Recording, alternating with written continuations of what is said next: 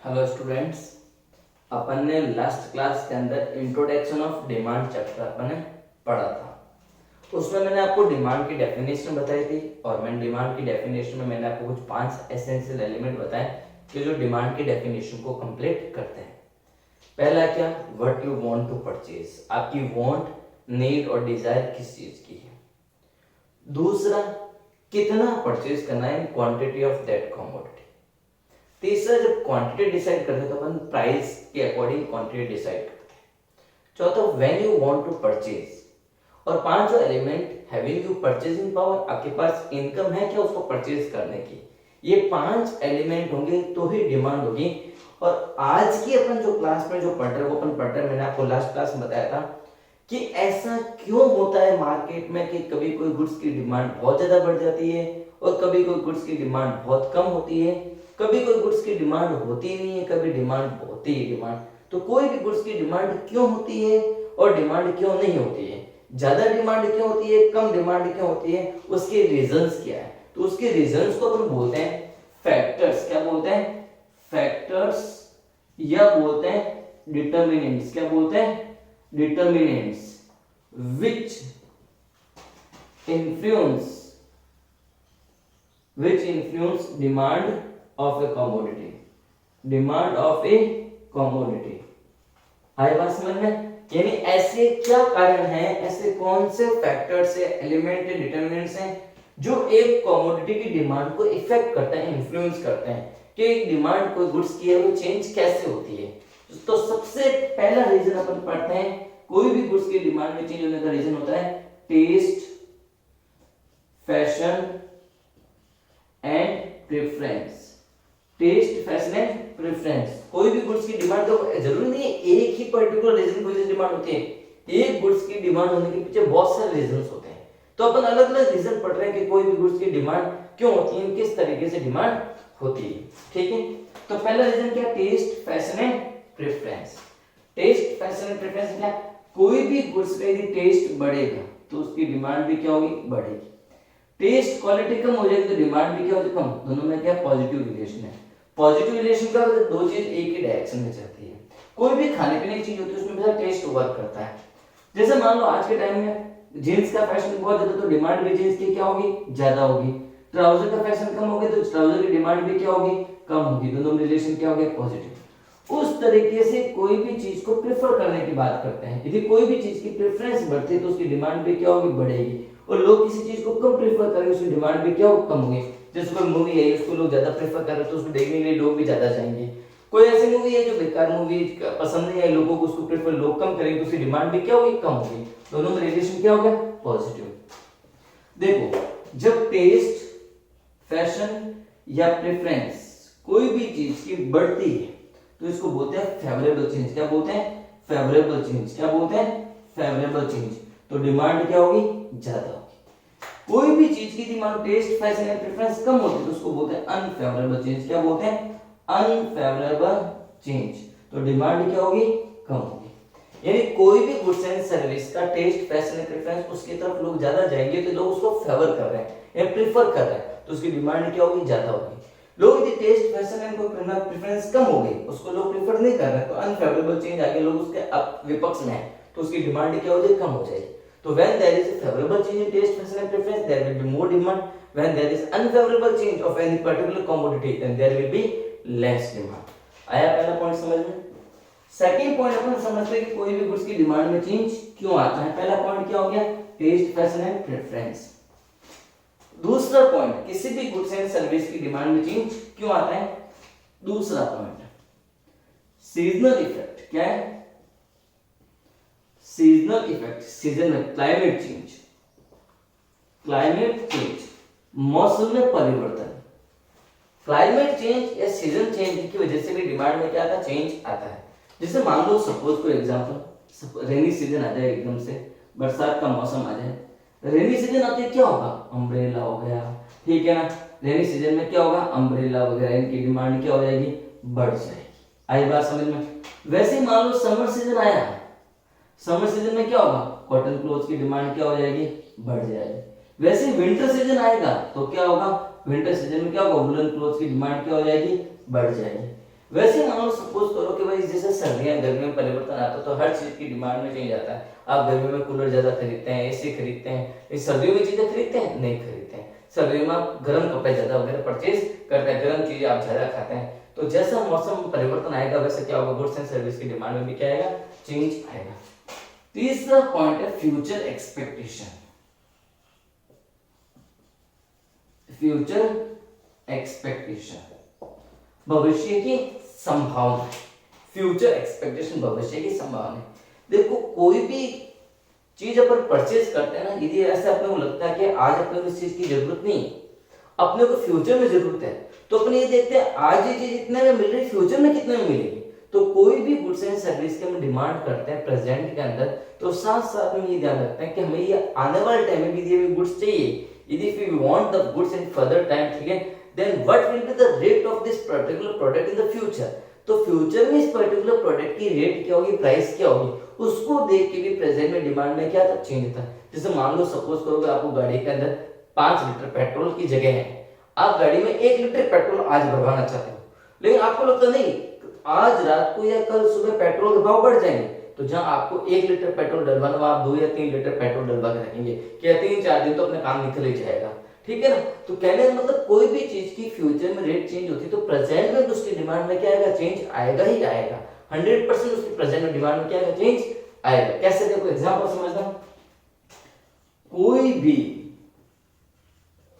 Commodity की future में यदि प्राइस बढ़ेगी, लगता है बढ़ सकती है, तो प्रेजेंट में डिमांड क्या हो जाएगी, बढ़ जाएगी।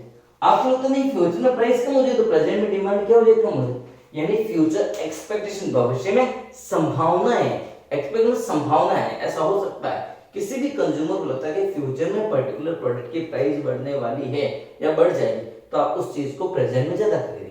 आपको लगता है फ्यूचर में उस चीज की प्राइस कम हो जाएगी, तो प्रेजेंट में आप उसको कम परचेज करेंगे ना, आप तो कोशिश करेंगे जितनी जरूरत हो उतने प्रेजेंट में परचेज करें, बाकी अपन उसको फ्यूचर में परचेज कर देंगे। आई बात समझ में। तो देखो पहला पॉइंट टेस्ट फैशन प्रेफरेंस था, सेकंड पॉइंट सीजनल इफेक्ट था, तीसरा पॉइंट है फ्यूचर एक्सपेक्टेशन, जिसकी वजह से कंज्यूमर की या कमोडिटी डिमांड में चेंज आता है। नेक्स्ट पॉइंट अपन चलते हैं, थर्ड पॉइंट के बाद अपन चलते हैं फोर्थ पॉइंट पे, पॉपुलेशन। फोर्थ पॉइंट क्या है, पॉपुलेशन। कोई भी गुड्स एंड सर्विस की डिमांड में चेंज पॉपुलेशन की वजह से भी आता है। तो फोर्थ पॉइंट है पॉपुलेशन, कि पॉपुलेशन की वजह से कैसे चेंज आता है। पॉपुलेशन, देखो कभी भी जनसंख्या बढ़ेगी ना, पॉपुलेशन बढ़ेगी ना, तो दिखती बात है डिमांड हर चीज की बढ़ेगी, और पॉपुलेशन कम होगी तो डिमांड भी क्या होगी, हर चीज की कम होगी। ये बेसिक चीज है। लेकिन अपन इसके अंदर एक स्ट्रक्चर ऑफ पॉपुलेशन पढ़ते हैं। क्या पढ़ते हैं, स्ट्रक्चर ऑफ पॉपुलेशन, स्ट्रक्चर या कंपोजिशन ऑफ पॉपुलेशन। जनसंख्या का अलग अलग ढांचा अपन रीडिंग करते हैं, अलग अलग तरीके से अपन इसको पढ़ते हैं, ठीक है। कैसे स्ट्रक्चर, कैसे, सबसे पहले अपन ओल्ड एज का ग्रुप बना दें, एक चिल्ड्रन का ग्रुप बना दो, एक फीमेल्स का ग्रुप बना दो। यदि ओल्ड एज के लोग बढ़ते हैं तो डिमांड किसकी बढ़ेगी, मेडिसिन की डिमांड क्या हो जाएगी, बढ़ जाएगी। यदि चिल्ड्रंस बढ़ते हैं तो डिमांड किसकी बढ़ जाएगी, डिमांड ऑफ टॉयज, चॉकलेट्स की बढ़ जाएगी। फीमेल्स की संख्या बढ़ती है तो क्या होगा, demand of cotton, demand of clothes, clothes की डिमांड क्या हो जाएगी, बढ़ जाएगी, इंक्रीज हो जाएगी। तो कहने का मतलब है जिस particular area, particular composition structure की पॉपुलेशन बढ़ेगी ना, उस पर्टिकुलर चीज की डिमांड क्या होगी, बढ़ जाएगी। आई बात समझ में, कोई दिक्कत यहाँ पे, ये आपके 4 पॉइंट मैंने डिस्कस कर दिए हैं। नेक्स्ट अपन डिस्कस करते हैं 5वां पॉइंट। 5वां पॉइंट बहुत इंपॉर्टेंट है, अच्छे से 5th पॉइंट को समझना। 5th पॉइंट देखो क्या होता है, डिमांड में चेंज क्यों आता है। सबसे बड़ा एक रीजन होता है इनकम। इनकम में चेंज आएगा तो कंज्यूमर की डिमांड में भी चेंज आएगा। यानी क्या बोल रहे हैं, कंज्यूमर की इनकम है, यदि आपकी इनकम बढ़ेगी तो कुछ चीजों को आप ज्यादा खरीदेंगे, यदि आपकी इनकम बढ़ेगी तो कुछ चीजों को आप कम कर देंगे पीना कंज्यूम करना। तो इनकम में कंज्यूमर के चेंज आएगा तो 100% कंज्यूमर की डिमांड में भी चेंज आएगा जिन गुड्स को कंज्यूम कर रहा है। इसके अंदर अपन दो गुड्स पढ़ते थे, अच्छे से समझना है इसको। अपन में दो गुड्स पढ़ते हैं इसके अंदर। एक पढ़ेंगे अपन नॉर्मल गुड्स। क्या पढ़ेंगे? Normal goods. दूसरा अपन इसके अंदर पढ़ेंगे B point inferior goods. Inferior goods Hindi में बोलते हैं घटिया वस्तु है। घटिया वस्तु बेचारी घटिया होती नहीं, लेकिन लोग नाम घटिया दे दिया इसको। पहले अपन समझते हैं नॉर्मल गुड्स क्या होते हैं। नॉर्मल गुड्स क्या, फिर अपन समझते हैं इंफीरियर गुड्स क्या होते हैं। एकदम इजीली समझना, इजी वे के अंदर। नॉर्मल गुड्स ऐसे गुड्स होते हैं जिसमें क्या होगा, कंज्यूमर की जैसे इनकम बढ़ेगी तो उन चीजों को वो ज्यादा कंज्यूम करे। ऐसे गुड्स जिसमें कंज्यूमर की इनकम बढ़ने पर ही वो ज्यादा उनको कंज्यूम कर रहा है तो उसको बोलते हैं नॉर्मल गुड्स। और इनकम कम हो गई, आय कम हो गई तो उसको कंज्यूम क्या करेगा, कम करेगा। ऐसे गुड्स को बोलते हैं नॉर्मल गुड्स। यानी ऐसे गुड्स जिसमें इनकम बढ़ेगी तो उन गुड्स की वो डिमांड भी बढ़ा देगा नॉर्मल गुड्स की। और इनकम कम तो डिमांड भी क्या कर देगा, कम। दोनों में रिलेशन क्या हो गया, पॉजिटिव। यानी इनकम बढ़ रही है तो डिमांड को भी बढ़ा रही है, इनकम कम हुई तो डिमांड को भी कम कर रही है। यानी नॉर्मल गुड्स ऐसे गुड्स होते हैं जिनमें इनकम का इफेक्ट क्या होता है, पॉजिटिव होता है। इनकम का इफेक्ट क्या होता है, पॉजिटिव होता है। इनकम बढ़ेगी तो डिमांड बढ़ेगी। जैसे एग्जांपल नॉर्मल ऐसे गुड्स जो आपके लिए नेसेसरी भी नहीं है, लग्जरियस भी नहीं है। आइसक्रीम बच्चों के लिए, चॉकलेट बच्चों के लिए, आए उनको पॉकेट में ज्यादा मिल गई तो उस चीज को ज्यादा कंज्यूम करेंगे। आई बात किसी को मूवी देखने का शौक है, ज्यादा कमाएगा, ज्यादा मूवी देखने के लिए जाएगा। आई बात समझ में? किसी को फास्ट फूड खाने का शौक है, वो ज्यादा पैसा आएंगे जेब में, ज्यादा फास्ट फूड खाने के लिए जाएगा। तो ऐसे गुड्स जिसमें कंज्यूमर की इनकम बढ़ती वो उसकी डिमांड क्या करता है, ज्यादा कर रहा है। और इनकम कम होती वापस क्या हो गया, औकात पे आ गया। तो ऐसे गुड्स जिसमें उसकी इनकम बढ़ने पे उसकी डिमांड बढ़ा रहा है और इनकम कम होने पे उसकी डिमांड कम कर रहे हैं, इनकम का पॉजिटिव इफेक्ट आ रहा है, उनको बोलते हैं अपन नॉर्मल गुड्स। अब इंफीरियर गुड्स, नाम दे दिया घटिया। ये घटिया है नहीं बेचारे, इसमें क्या होता है, लोगों ने घटिया क्यों बोला, जैसे उनकी औकात बढ़ गई उन्होंने उसकी डिमांड क्या कर दी, कम कर दी। और जैसे ही वो औकात पे है उसकी वापस डिमांड क्या कर दी, बढ़ा दी। दोनों में इफेक्ट क्या हो गया, नेगेटिव इफेक्ट। तो इसमें क्या होगा, इंफीरियर गुड्स ऐसे गुड्स होते हैं जिसमें इनकम इफेक्ट क्या होता है, नेगेटिव होता है। इनकम इंफीरियर गुड ढंग से समझना, आगे और काम आएगा, ठीक है ना। ऐसे गुड्स जिसमें इनकम बढ़ते वो डिमांड कम कर देगा। अब वो घटिया गुड बेकार क्वालिटी गुड्स नहीं, इंफीरियर नहीं, वो सोच इंफीरियर। जैसे एक मान लो सब बेसिक वर्कर है, ठीक है ना, जैसे राजस्थान है तो कम कमा रहा तो बाजरा को ज्यादा कंज्यूम कर रहा है क्योंकि बाजरा सस्ता मिलता है। जैसे ही इनकम बढ़ जाएगी गेहूं की रोटी खाएगा, चावल की रोटी खाएगा, ठीक है, या और किसी गुड्स को पे ज्यादा कंज्यूम करेगा। और जैसे इनकम कम होगी तो उसको सस्ता गुड्स से वापस कंज्यूम करना पड़ेगा, उसके लिए बेटर माना जाएगा। तो इसका बेस्ट एग्जांपल क्या है, लो प्राइस गुड्स। क्या एग्जांपल इसका, लो प्राइस गुड्स, जो सस्ते गुड्स मिलते हैं। आई बात समझ? तो सस्ते गुड्स को लोग हमेशा इंफीरियर कैटेगरी में डाल देते हैं। यहां तक कोई प्रॉब्लम समझ में आया? तो ये 5 एलिमेंट मैंने आपको बताया जो डिमांड को इफेक्ट करते हैं। अब अपन 6th एलिमेंट को समझेंगे।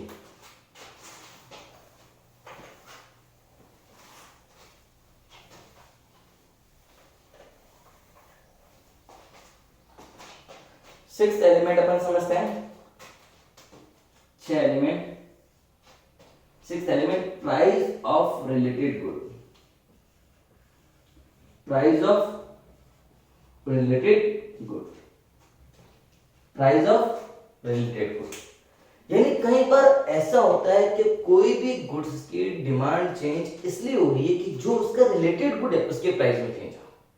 यानी जो गुड्स अपन कंज्यूम कर रहे हैं उसके प्राइस में कोई चेंज नहीं आ रहा है, लेकिन जो उसका रिलेटेड गुड है उसके प्राइस में चेंज आ रहा है, तो डिमांड उसके भी साथ साथ में क्या हो रही है, चेंज हो रही है।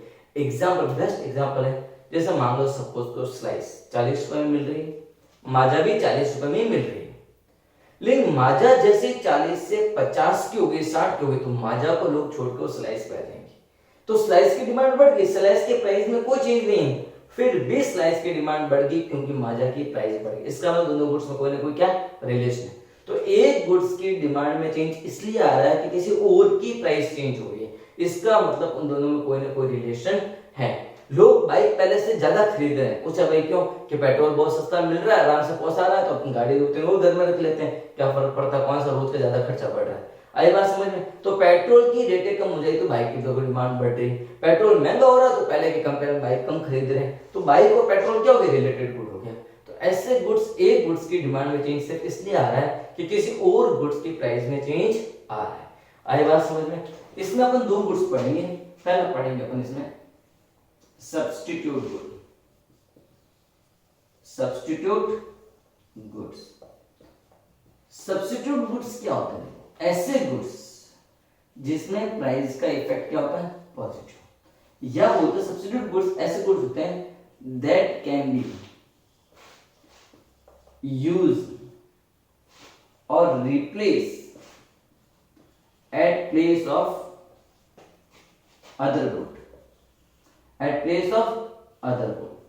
ये ऐसे गुड्स जो एक गुड्स की जगह दूसरा गुड्स यूज किया जा सकता है, जैसे माजा और स्लाइड में एग्जांपल बताया भाई, यूज हो सकता है। या ऐसे गुड्स एक गुड्स को रिप्लेस करके नहीं, ये नहीं कंज्यूम करना, मुझे ये कंज्यूम करना और मेरा काम चल रहा है, तो हो गया सब्स्टिट्यूट गुड। इसमें भी एक बड़ा परफेक्ट सब्स्टिट्यूट, परफेक्ट सब्स्टिट्यूट मतलब वैसा का वैसा, ठीक है ना।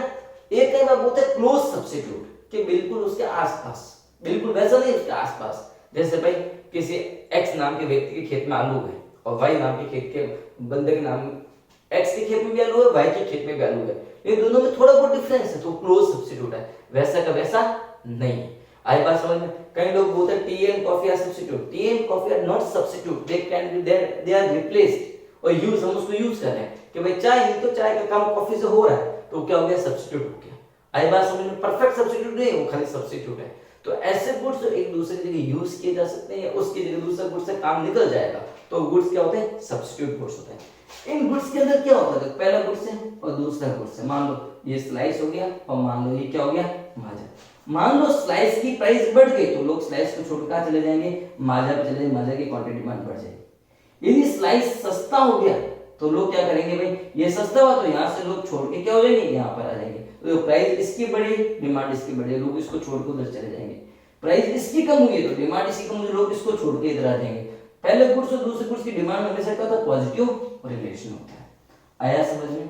चलो नेक्स्ट पढ़ते हैं सेकंड वाला, इसके अंदर कॉम्प्लीमेंट्री गुड्स।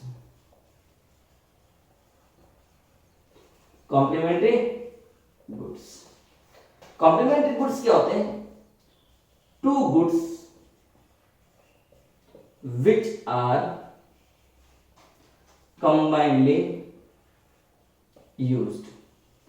ऐसे दो गुड्स जिनका हमेशा साथ में यूज होगा, अलग अलग करोगे कोई यूज नहीं होगा। Shoes and socks, bike and petrol, pen and ink, ऐसे कई गुड्स जिनका हमेशा, मार्कर एंड इंक, ऐसे दो गुड्स जिनका हमेशा आप साथ में लोगे तो यूज होगा, वरना उनका कोई तरह का यूज नहीं होगा। इसमें क्या होगा? मान लो पहला गुड्स है और दूसरा गुड्स है। यहाँ पे ले लो एग्जांपल शूज, दूसरे में आप एग्जांपल क्या ले लो? सॉक्स, ठीक है ना। मान लो शूज की प्राइस बढ़ गई तो सॉक्स की डिमांड क्या हो जाएगी? कम हो जाएगी, क्योंकि जब शूज महंगे होंगे लोग शूज खरीदने वाले कम होंगे, सॉक्स भी तो क्या कम खरीदेंगे। मान लो शूज सस्ते हो गए तो शूज ज्यादा परचेज करेंगे, जूते लोग ज्यादा परचेज करेंगे, तो सॉक्स की डिमांड मार्केट में क्या हो जाएगी? बढ़ जाएगी। दोनों रिलेशन क्या हो गया? पॉजिटिव, सॉरी क्या हो गया? नेगेटिव रिलेशन हो गया। आई बात समझ में? इसकी प्राइस बढ़ेगी तो ये, इसकी प्राइस बढ़ेगी तो लोग इसको कम खरीदेंगे। जब शूज को कम खरीदेंगे लोग सॉक्स को भी कम खरीदेंगे। जब ये सस्ता होगा शूज तो लोग शूज ज्यादा परचेज करेंगे, तो सॉक्स भी क्या करेंगे? ज्यादा परचेज करेंगे। आई बात समझ में? तो कॉम्प्लीमेंट्री गुड्स वो गुड्स होते हैं जिनका हमेशा दोनों का यूज साथ में होता है। सब्स्टिट्यूट गुड्स वो गुड्स होते हैं जिनका हमेशा क्या होगा? कि एक दूसरे के जगह यूज किया जा सकता है। तो ये मैंने आपको 6 फैक्टर बताए, अच्छे समझ में आ गया। अब 7वां फैक्टर मोस्ट इंपोर्टेंट फैक्टर है, उसको आप समझना।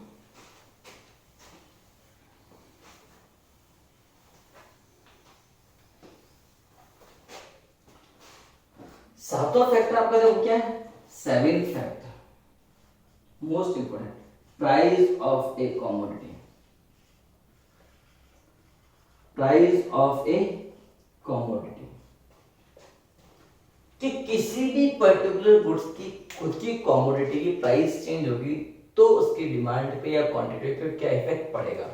मैंने आपको फर्स्ट क्लास में बताया था, पहली क्लास में बताया था कि जब भी अपन कोई गुड्स की डिमांड करते हैं तो उसकी कितनी क्वांटिटी परचेज करनी है ये उसकी प्राइस पे डिपेंड करता है।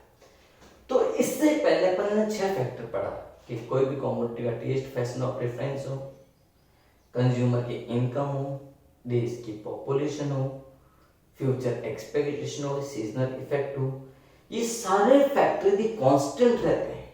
सारे फैक्टर, कुछ भी चेंज नहीं आ रहा है। जैसे मान लो सपोज करो कि भाई आपको सब आइसक्रीम खाने का बड़ा शौक है आपको, तो आइसक्रीम का जैसा टेस्ट पहले था आज ही टेस्ट वैसे ही है, और उस बंदे ने उसकी प्राइस बढ़ा दी तो आप उसकी क्वांटिटी क्या करेंगे, कम करेंगे। दूसरे एग्जाम्पल, जितनी इनकम आपकी कल थी उतनी इनकम आज है, जितनी इनकम आपकी 5 महीने पहले थी उतनी इनकम आज है, और कोई जो गुड्स आप घर में परचेज करते हो उसकी प्राइस बढ़ गई तो आपको ना चाहते उसकी क्वांटिटी क्या करनी पड़ेगी, कम करनी पड़ेगी। तो जितने भी अपने 6 फैक्टर पढ़े सब कांस्टेंट रहते हैं, उनमें कोई चेंज नहीं आ रहा है। इनकम वैसी वैसी, देश की पॉपुलेशन वैसी वैसी, गुड्स का टेस्ट क्वालिटी वैसा का वैसा है, और उस गुड्स की प्राइस बढ़ा दी गई है तो कंज्यूमर उसकी क्वांटिटी कम कर देगा, और प्राइस कम हुई है तो कंज्यूमर उसकी क्वांटिटी क्या करेगा, बढ़ा देगा। जैसे क्या बोला मैंने, इफ अदर फैक्टर्स, कौन कौन से, price of related good, income effect, population, seasonal effect, future expectation, ठीक है ना, etcetera, remain constant then and then only, तभी ऐसा होगा प्राइस और क्वांटिटी डिमांड में नेगेटिव रिलेशन होगा। प्राइस बढ़ेगी तो क्वांटिटी डिमांड कम हो जाएगी, प्राइस कम होगी तो क्वांटिटी क्या कर देगा, कंज्यूमर बढ़ा देगा। क्वांटिटी में डिमांड तो है, 10 खा रहा तो भी डिमांड है, 5 खा रहा तो भी डिमांड है, क्वांटिटी कम ज्यादा कर देगा। प्राइस बढ़ेगी तो क्वांटिटी कम कर देगा, प्राइस कम होगी क्वांटिटी क्या कर देगा, बढ़ा देगा। कैसे एग्जांपल, प्राइस और क्वांटिटी, 5 रुपए प्राइस थी, 100 यूनिट कंज्यूम करता था, प्राइस 20 रुपए हो गई, क्वांटिटी 30 कर दी उसने, तो देखो प्राइस बढ़ी, क्वांटिटी क्या कर दी उसने, कम कर दी। तो 100 पे भी डिमांड है, 30 पे भी डिमांड है, क्वांटिटी क्या कर दी, कम कर दी, ठीक है ना। तो सारे ये अदर फैक्टर अपन कांस्टेंट मानते हैं, तो ही ऐसा होगा कि प्राइस और क्वांटिटी डिमांड में नेगेटिव रिलेशन, नेगेटिव बोल दो, इनवर्स बोल दो, इनडायरेक्ट बोल दो, ऑपोजिट बोल दो, एक ही बात है, रिलेशन होगा यदि अदर फैक्टर कांस्टेंट रहते हैं तो। इसको अदर फैक्टर जब कांस्टेंट रहते हैं इसको सेट्रिस पेरिबस भी बोलते हैं। क्या बोलते हैं, सेट्रिस पेरिबस, मतलब अदर थिंग रिमेन कांस्टेंट। तो अदर थिंग कांस्टेंट रहेगी तो ही क्या होगा, लॉ ऑफ डिमांड ऑपरेट होगा, प्राइस और क्वांटिटी डिमांड में क्या होगा, नेगेटिव रिलेशन होगा। आया समझ में अच्छे से, इसको एक बार समझ लो तो अपने फैक्टर्स, एलिमेंट्स सारे अपने कंप्लीट हो गए। अब लॉ ऑफ डिमांड क्या होता है और लॉ ऑफ डिमांड कब फेल होता है ये अपन नेक्स्ट क्लास के अंदर पढ़ेंगे। Thank you.